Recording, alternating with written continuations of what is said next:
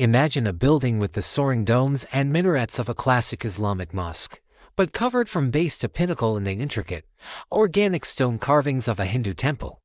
This isn't a theoretical idea. It is the story of one of the world's most beautiful and complex architectural syntheses. Indo-Islamic architecture. For centuries on the Indian subcontinent, a fascinating fusion occurred. Islamic sultans and Mughal emperors, who brought with them the architectural language of arches, domes, and minarets from Persia and Central Asia, employed the unparalleled skills of local Hindu and Jain craftsmen. The result was a new, hybrid style that was neither purely Islamic nor purely Hindu, but a magnificent third thing. In this video, we'll deconstruct this fusion. We'll see how Hindu craftsmanship was repurposed, how Islamic forms were adapted to the Indian climate and aesthetic, and how this dialogue in stone produced timeless wonders like the Taj Mahal. To understand the fusion, we must first understand the ingredients. Traditional Hindu temple architecture is based on a vastly different principle from Islamic architecture. It is sculptural and additive.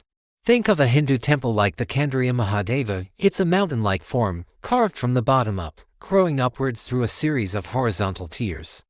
It uses the corbelled arch where stones are layered, each projecting slightly beyond the one below until they meet at the top. The entire surface is a canvas for intricate carvings of deities, mythical creatures, and floral patterns. The overall feeling is one of organic, energetic growth. In contrast, classical Islamic architecture is structural and geometric.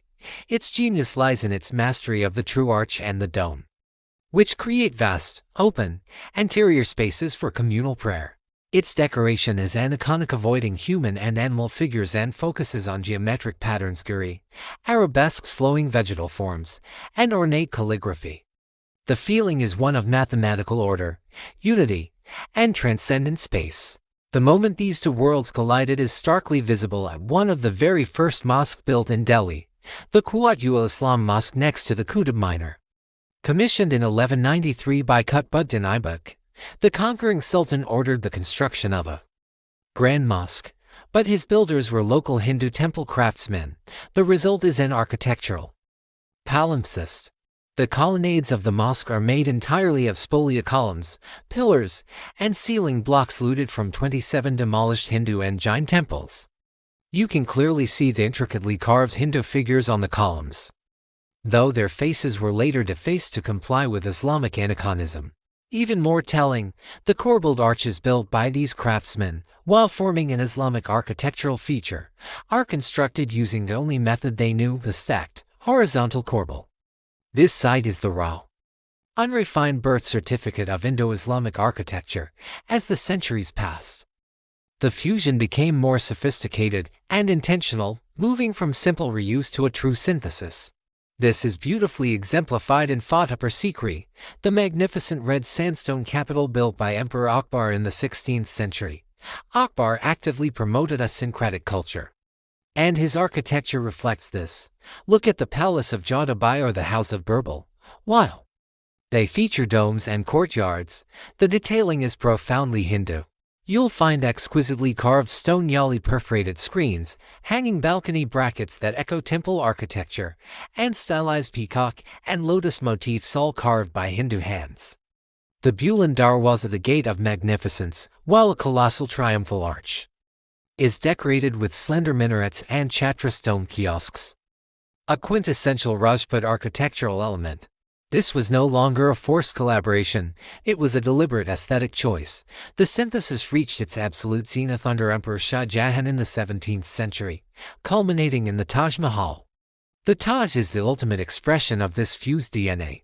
Its core structure, the massive central dome, the four slender minarets, the vast Yuan archway, is pure, refined Islamic architecture, drawing directly from its Persian and Timurid ancestors.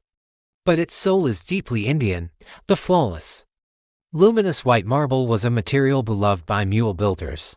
The incredibly intricate Petra Dura inlay work using semi-precious stones to create flowing floral patterns showcases a level of craftsmanship that had been perfected in Indian workshops for centuries. Even the famous finial on the main dome is a fusion. It combines a Persian crescent moon with a Hindu lotus motif, and some scholars suggest its form is derived from a kalasha, a sacred Hindu water pot. The Taj Mahal is not a foreign object placed in India. It is the ultimate product of the Indian architectural and artistic milieu. To summarize the key takeaways: 1. Indo-Islamic architecture is a hybrid style born from the collaboration between Islamic patrons and Hindu Jain craftsmen in medieval India. 2. It fused the structural logic of Islamic arches and domes with the sculptural detail and motifs of Hindu temple architecture. 3. It evolved from initial crude reuse of temple materials Quwwat Islam to a deliberate cultural synthesis Fatehpur Sikri, and finally to a perfect, unified masterpiece Taj Mahal. And 4. This style represents one of history's most profound and beautiful dialogues between two great artistic traditions, etched permanently in stone. Now I want to hear from you. In the comments below, which element of this architectural fusion do you find most striking? Is it the visual contrast of geometric calligraphy against organic floral carvings, the engineering blend of corbels and true arches, or the symbolic fusion of elements like the finial on the Taj? Your observations help us appreciate this complexity more deeply. If this journey through Indo-Islamic architecture has been enlightening, please give this video a like and subscribe to Smithage for more content that explores the crossroads of culture and construction.